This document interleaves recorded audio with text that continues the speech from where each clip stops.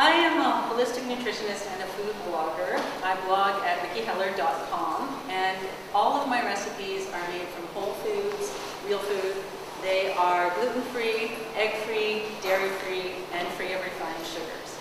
And yes, you can still cook that way. I can see the looks on people's faces. So everything from appetizers to desserts, and if you haven't noticed, desserts are kind of my specialty. So I'm also the author of this book, Naturally Sweet and Gluten-Free, which contains desserts for people who are free of those allergens, gluten-free, vegan, or on a low glycemic diet, because all of the sweeteners I use are low glycemic. So that's great for people who are just looking for healthy options, or if you are diabetic, type 2 diabetic, you can eat these desserts. Or like me, I've been on an anti-candida diet for many years now, which is basically a special diet to fight overgrowth of candida, a form of yeast in the body. And you have to have a very low glycemic diet for that. So at this stage, I've gone through the diet for, I'm thinking this is the 5th year of sort of living this lifestyle, and I've reintroduced things like sweeteners, but they're very, very low glycemic. And I'm also the associate editor of Simply Gluten-Free magazine. I take care of their vegan section, and a freelance writer too. So I'm really thrilled to be here today. This is my 2nd year at Gluten-free Garage. I just think it's such a great event and a lovely venue. And as I said when somebody came in, this room is so much warmer than the other area this year, which is great. So today, just out of curiosity, I know some people are just newly diagnosed. Is everybody in the room gluten-free? Is there anyone who's here for someone else, interested, just curious? Or is everybody gluten-free? Anyone not gluten-free themselves? So you all are, great. And I've been eating gluten-free since about 1999, when I was first diagnosed with candida. So over the years, I've kind of learned some tips and tricks. And what I'm going to share with you today really are ways to incorporate superfoods into your everyday meals so that you can supercharge those meals.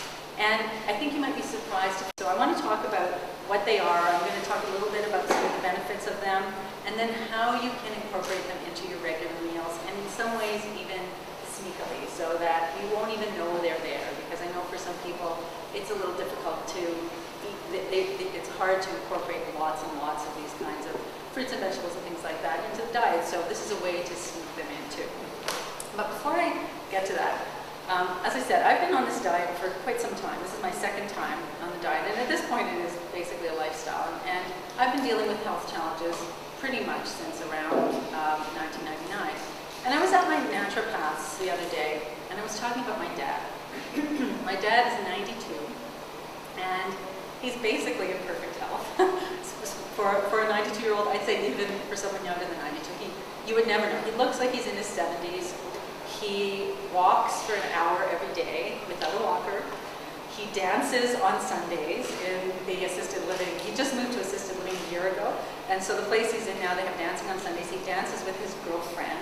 He has outlived 2 wives, and apart from the sort of physical features, and he looks so great, he's got more hair than I do. I mean, the guy looks amazing. He is so sharp and with it. We have telephone conversations where we get into these debates about politics and news, and really the only difference between them is that I have to talk louder so he can hear me. But he is sharp as a tack. And I was telling this to my naturopath and saying, you know, what gives you? I hope I got some of those genes at least. And she said, well, you know, it sounds like your dad is a super ager.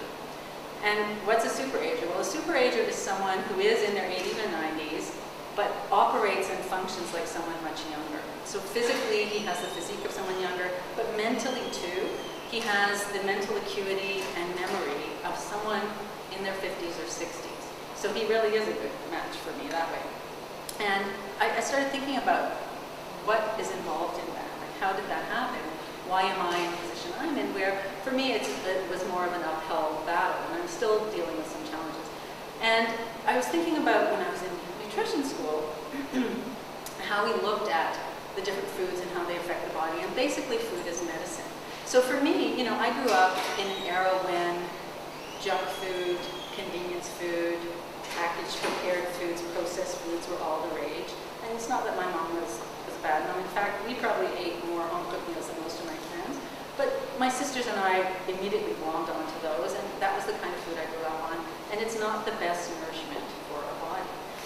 So as I was saying, in nutrition school, you know, one of the things I started thinking about is how food literally forms who we are.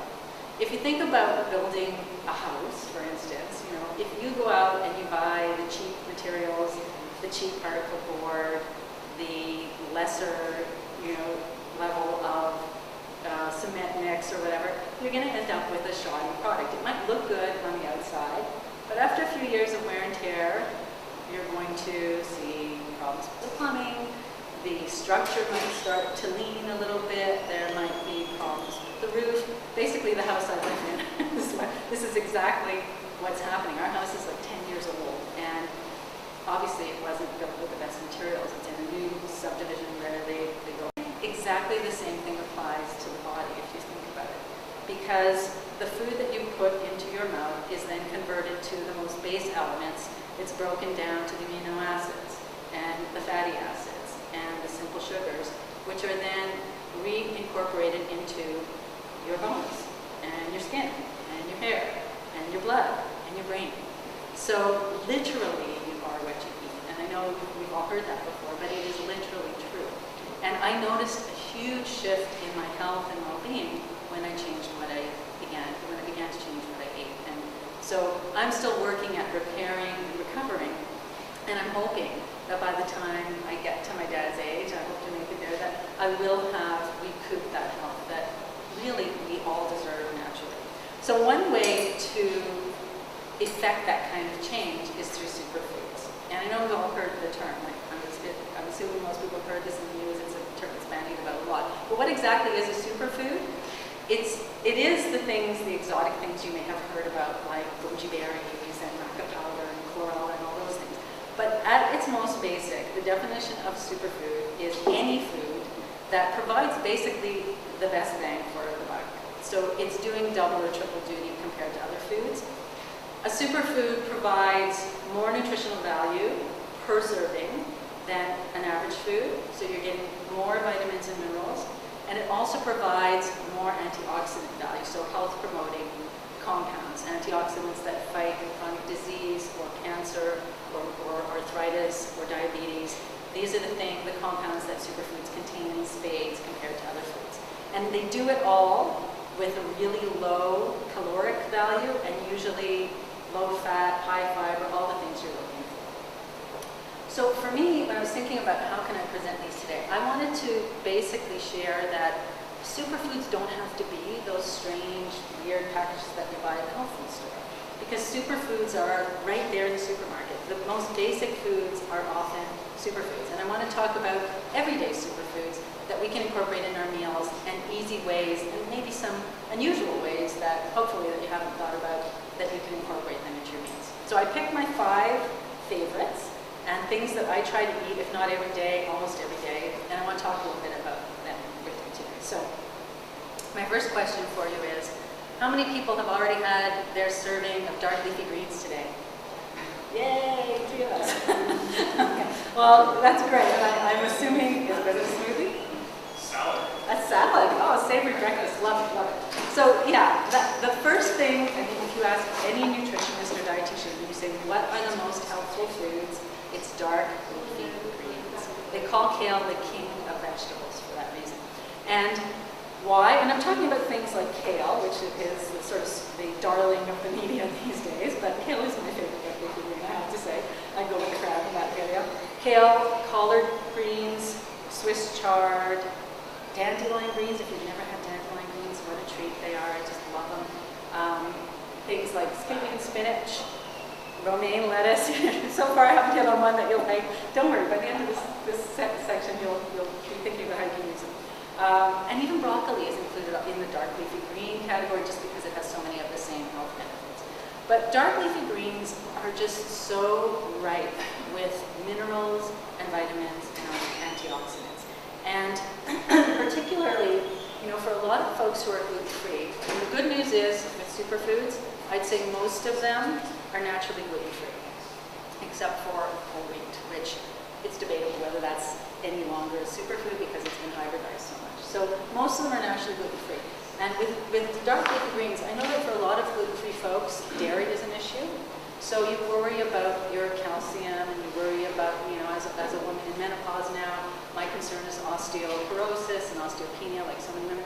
Well, dark leafy greens are full of all the full array of minerals that you need for your bone matrix for healthy bones. So not just the calcium, but also the magnesium.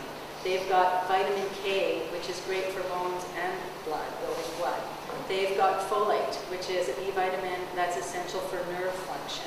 And if you have been pregnant in recent years, or you know someone who is pregnant, folate, folic acid is called also. Doctors now recommend that women take supplements of folic acid to ensure that their babies have proper neurological functioning. It's that important. So they have this whole array of minerals and vitamins that are essential for bones. A couple of years ago, it was about 3 years ago now, I was diagnosed with osteopenia, which is the stage right before osteoporosis. And my doctor said, these numbers look bad, we're going to have to think about pills. And I said, well, let me speak to her. And she's great because she's okay with me seeing a naturopath, which right away makes her, one of the top 5% MDs in my opinion. But I said, let me speak to my naturopath, and I'd really like to approach this naturally if you can. So she said, okay, I'm okay with that as long as your numbers don't go down with the bone density test. So we worked out this plan, and basically what I did, I was eating greens almost every day at that point. But we decided I had to have my serving of dark leafies every single day in conjunction with some other foods, one of which is second on my list of superfoods, and some supplements as well. But I increased my greens to 1 or 2 servings every single day. And by the end of a year, when I had my second bone density test, my numbers were barely far away from normal. So I had been on the edge of osteoporosis, and I was 1 or 2 points from normal after a year. So I thought that was pretty good. She's not at all concerned. In fact, we skipped the bone density last year because she said, you're in totally normal range for someone your age. Great. So that was just terrific. And I really feel that the dark leafies were a huge component in that. So if you're concerned about bone health, they are one of the best ways to get your calcium. Almonds are another one for people who are looking for calcium in food. But I'm talking about dark leafies. So apart from that, high in fiber, low in fat, very anti-inflammatory. They can help with inflammatory conditions. And kale alone has 45 flavonoids, which are antioxidants that can help fight free radical damage, which can lead to cancer and chronic disease. So just a little bit of kale in the morning or in the afternoon, I have my health in the morning, is just a great way to get your greens. So let me talk about how you can eat them. Most basic way, I love it this way, just saute a little bit of onion or garlic in olive oil, add your chopped up greens until they're barely wilted, delicious side dish. I know a lot of people tell me they find greens bitter. How many people have had that experience? Yeah. So, yeah, and I guess I don't have that gene on the tongue. I don't find broccoli bitter either. Some people have that gene where they taste the bitterness and some don't. However, I do find that when they're raw, they're basically flavorless in my mind. There's no bitterness whatsoever. And I've introduced raw greens to lots of people who thought they were bitter and then found that they really liked them. So if you want to try something raw, one of my favorite salad recipes is a raw kale salad. And you may have had this if you've been to some of the raw restaurants or vegetarian restaurants in the city.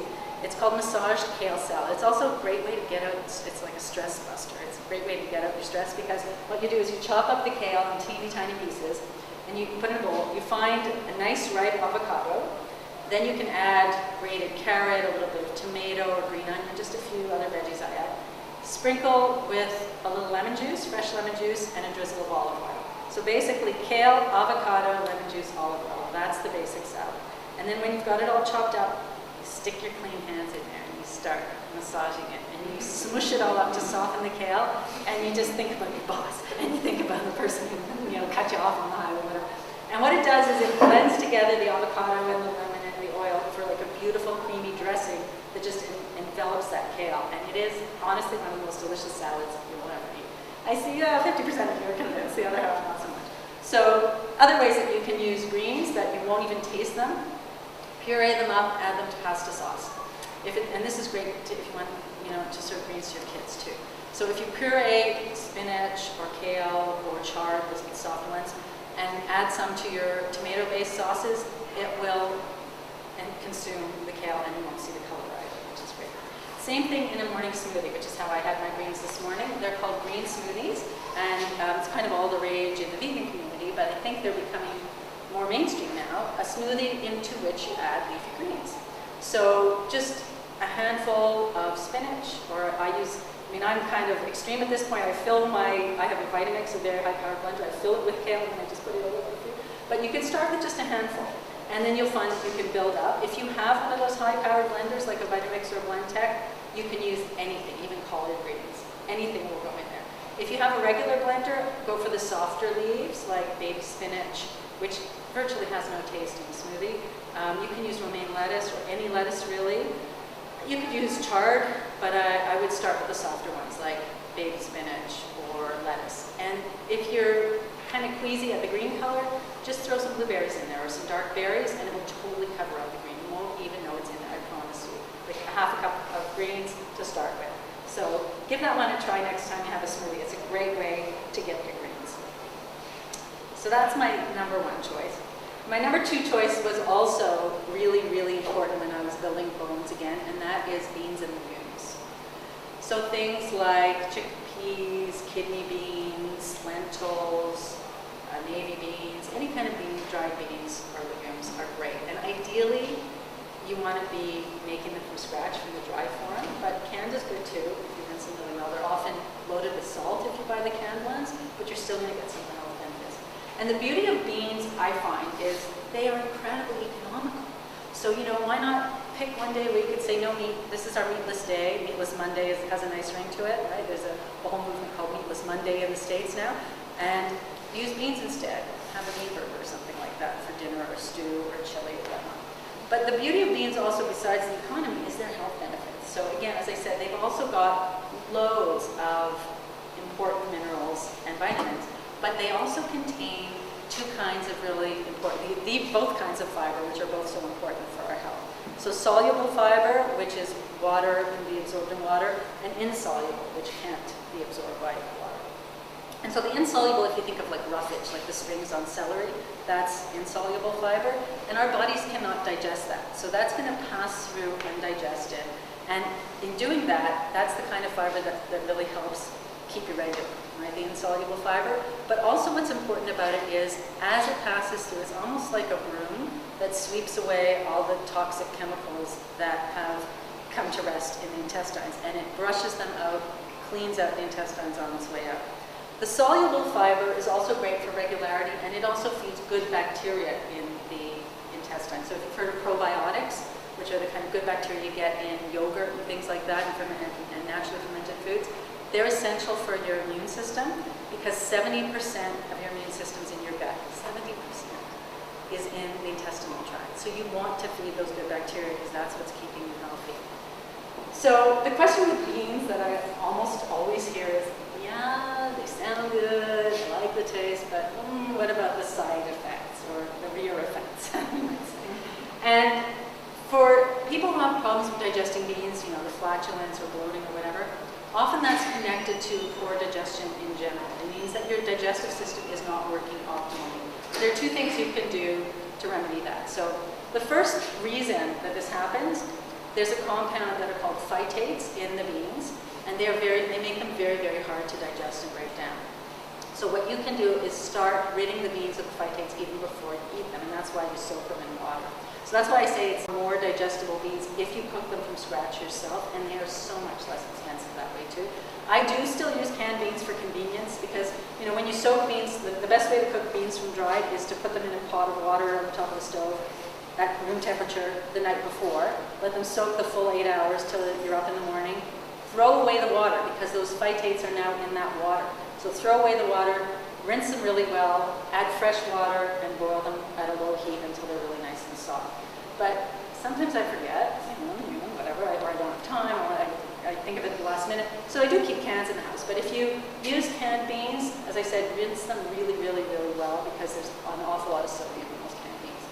So that's how you can get rid of the phytates. That's one way to increase digestibility. The other reason that some people have problems with beans is what are called oligosaccharides, which are a natural sugar in the beans that, again, we sometimes have trouble digesting, and as our body starts to work on it, the sugar ferments because they're not moving through quickly enough. It has time to ferment. And then fermentation, if you think about fermenting beer or fermenting wine, it creates gases. Like literally you're creating methane gas in your digestive system, and that's why you feel so gassy.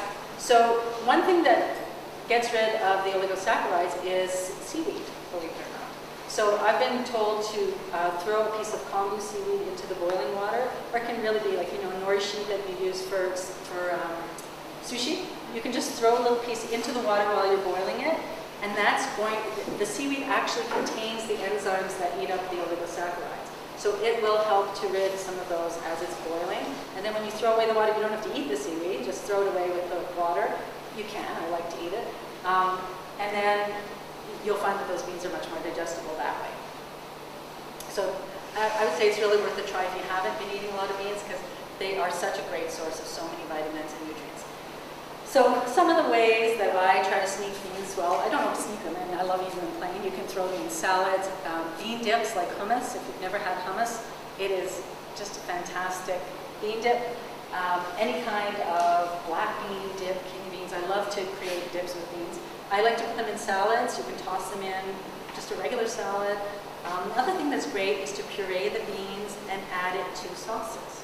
So white beans, I will often puree and add to a cream sauce, which obviously in my case doesn't contain dairy cream, but coconut milk or something like that. But they not only extend the sauce, they're adding a boost of protein to that sauce. So that specifically if you're vegan or if you're eating a vegetarian meal that day, it's a great way to add more protein to your sauce.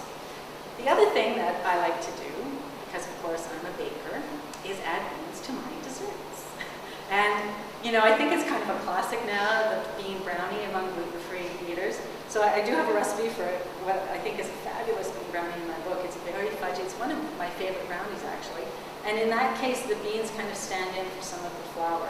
But they also add protein and fiber. So you're boosting the natural value, nutritional value of the dessert that way. Another dessert that I recently posted on my blog is a raw chocolate chip cookie dough snack. So I don't know if you're like me, like when I used to bake chocolate chip cookies, I much prefer the dough to the baking. My sisters and I would bake cookies, and by the time they went into the oven, there would only be half a batch instead of a whole batch, because we would have eaten the dough. But in those days, there were eggs in there. I think nobody would let their kids eat the raw dough to that extent today. But mine, of course, is vegan, so there's no raw eggs, totally safe to eat raw. And it contains pureed beans, among other things, of course, to create a chocolate chip cookie dough that is not only delicious, but that you can eat by the spoonful and is going to give you high fiber and high protein and low glycemic, because there's no high glycemic sweeteners in it. So that's a great way. I have cookies that I've made with beans, and one of the things that absolutely saved me when I was first on the Candida diet, where you're not allowed really any sweeteners except stevia, which is an herbal sweetener that has 0 calories. I made a black bean chocolate fudge, which was just phenomenal. I think it's phenomenal. and that really saved me a lot of the time. So that recipe is also on my blog. And people are welcome to, it's just rickiheller.com, but if you'd like me to send you the links for any of these, you can always just email me after. I'm passing around a sheet if you want to leave your email addresses there. So number 3 on the list is, again, a very common food, but one that is so incredibly nutritious, is berries. And as I said earlier, the common superfoods that we hear a lot about in the news are things like goji berries and acai berries, but other berries are great too. In every study of ORAC value of foods, and see if I can remember it's now, ORAC, O-R-A-C, stands for oxygen radical absorptive capacity. So what that means is basically the ORAC value is how good of an antioxidant is this food? How well does it counteract free radicals, which are the things that are going to cause all these chronic diseases? And in every study of the highest ORAC value foods, berries are always right at the top of the list. So number 1 and number 2 are acai berries and goji berries. So they are those exotic ones. But the regular berries that you can get in the supermarket, like blueberries, raspberries, cranberries, they're really, really close. And you're getting almost the same ORAC value for those. And those are just regular foods that you can find every day in the supermarket. And the beauty of berries, and you'll see a pattern here with all of these superfoods, they are very low glycemic. So even on like the anti-candida diet, I could eat berries because they weren't going to spike my blood sugar. They're very high fiber and they're very low fat. And basically that's kind of a pattern with all of the superfoods. The other thing about berries, they have antioxidants called anthocyanins, which are great for cholesterol levels, and they're also great for brain power, so they can improve your memory. So blueberries, I actually love to have cranberries raw in my food because all of these berries, the antioxidant properties are actually better if you eat them raw rather than cooked. So if you've never tried raw cranberries in a smoothie, they're great. Blend them up in a smoothie and you can just sweeten it to your taste. And they're just like any other berry, they're just delicious. Oh my God, I was eating. So blueberries, raspberries, strawberries, blackberries, cranberries, some different ways to use them. I would go the opposite of what you might think and use them in savory applications. So I often will puree some blueberries into my salad dressing to make a blueberry vinaigrette, and it's lovely. Or even just throw some berries into the salad. I recently made a lovely lentil stew for the holidays that had cranberries, just fresh cranberries cooked into the stew, and it gives it a really nice tang and a little bit of a savory richness there too. I love putting berries into the common foods that you think of them in, like desserts and breakfasts, but besides muffins and things like that. One of my favorite breakfasts is a recipe on my blog called Baked Blueberry Oatmeal Breakfast Pudding. So it can kind of work as a breakfast or a dessert. It's not too sweet, it's got the berries baked right into it. And for one of my favorite desserts, which is totally super simple, if you've never tried this, you take a banana, chop it up, freeze it along with some berries, and then when they're frozen, put them in your food processor, a little bit of lemon or lime juice, and just puree it until it's smooth and creamy. Now we call that banana soft serve without the berries, but it's like a sherbet. It's the most delicious, fresh dessert you've ever tasted, ready in less than a minute, once the berries are frozen, of course. So that's some ways that you can use berries. And so we've got two more that I want to talk about. The next one is my favorite vegetable. Any guesses? what other veggies would you guess would be in the top 5 superfoods? I think I heard sweet potato? Yeah, sweet potatoes or yams. So, and you know what's interesting to me as a holistic nutritionist, I never even ate sweet potato until 1999 when I was on the Scientific Eating diet for the first time. My mom never cooked sweet potatoes in the house. I didn't know what was the matter with her. So that classic casserole with the marshmallows and we never had that. I feel deprived. But I discovered sweet potatoes because they're so low glycemic. Lower on the glycemic index than white potatoes, which might come as a surprise to you because they taste so sweet. And I think they're one of the most versatile vegetables out there because of their flavor and because of all the wonderful properties. Like any dark yellow or orange vegetable, they're very, very high in beta-carotene, which converts to vitamin A in your body, so they're really, really good for eye health. You get 400% of your daily requirement of vitamin A in one serving of sweet potato. So you can see how when you just go with the basics, the pure foods, you're getting really everything your body needs. They're extremely high fiber, and as I said, low glycemic. So sweet potatoes are great for controlling blood sugar. They're recommended for diabetics all the time. They are good for keeping, for basic cardiovascular health. Your blood vessels in shape, your blood pressure, and your cholesterol levels. They will help with that as well. So some of the ways that I would use sweet potatoes, maybe a bit unusual, is breakfast. I often will have a baked sweet potato, which I cut into rounds, and then I'll drizzle some, I make a sauce out of natural almond butter mixed with a little almond milk and a sweetener and a little cinnamon, drizzle that over it. It's kind of like a sweet potato casserole, but the healthy version. And it's incredibly filling and delicious. So breakfast, you can also put cooked sweet potato into your smoothies. If you've never tried raw sweet potato, it makes a great cracker. Cut it into rounds and just spread with almond butter or a dip. They're basically flavorless when they're raw. So it's a great way to get them that way too. The other thing I like to do is to puree them and add them to sauces. So there's a wonderful recipe for vegan mac and cheese, and it adds the color and it adds a bit of sweetness, and then you bake your pasta in that sweet potato sauce and it tastes just like cheese sauce. It's delicious that way too. So lots of ways to use sweet potato. But of course, again, I'm going to go back to the desserts because that's my thing. Sweet potatoes in baked goods. I think they add sweetness, they add density, and then you don't have to use as much sugar.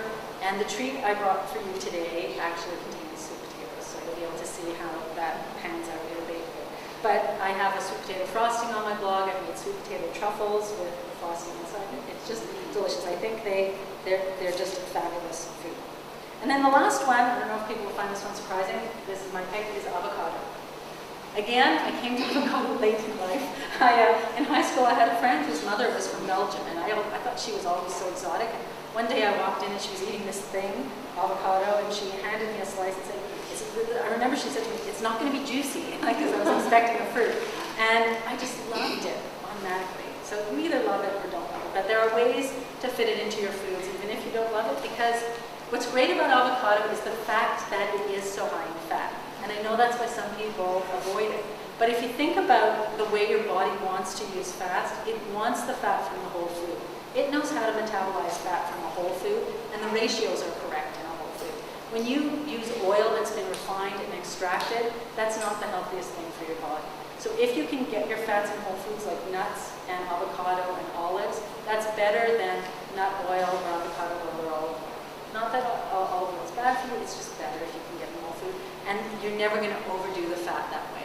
So it contains monounsaturated fats, and it also has a compound called oleic acid, which is great for keeping cardiovascular health good, lowering cholesterol, same compound that's in olive oil.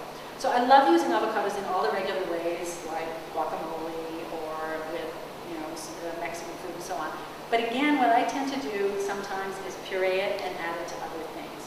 So I will puree it and add it to a smoothie. It makes your smoothie incredibly creamy and delicious and adds that good fat to it. Because what you always want to try to do at every meal and every snack is include both a healthy fat, healthy protein, and healthy carbohydrate. So avocado adds that healthy fat component.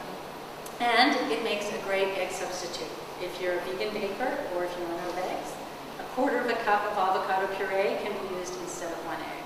So again, I have a brownie recipe in the book that uses avocado instead of eggs, and it's a delicious, fudgy, yummy brownie. So those are my top 5. I was going to throw in a bonus, which is chocolate, and I'm sure I don't need to tell you how to use chocolate. But the only thing I will say about chocolate is, and you probably know this, but the less sugar, the better. It's not that the antioxidant properties are reduced, it's just that the sugar is not very good for you. So I would always aim for 70% or higher. I actually buy unsweetened chocolate and sweeten it myself with coconut sugar because I can't use the sugar anymore, and it's still quite delicious.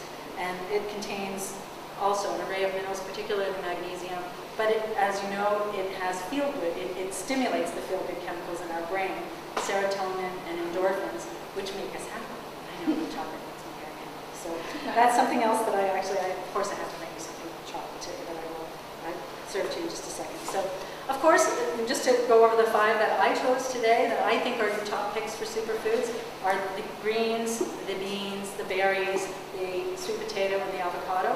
Now, of course, there are lots of other superfoods out there, even in the supermarket, but I wanted to pick the ones that are the easiest to get and the most common foods, because those are the ones you're likely to eat. And really, what's the point if you don't eat them, right? If you have, I had a bag of maca sitting in my cupboard for a year now. I tried it once. It's just going to sit there. But regular food, everybody can eat every day, and that's what I'm looking for. So I wish you all good health and lots of superfoods, and hoping that we all make it to 80 in the same condition as my dad. Thank you.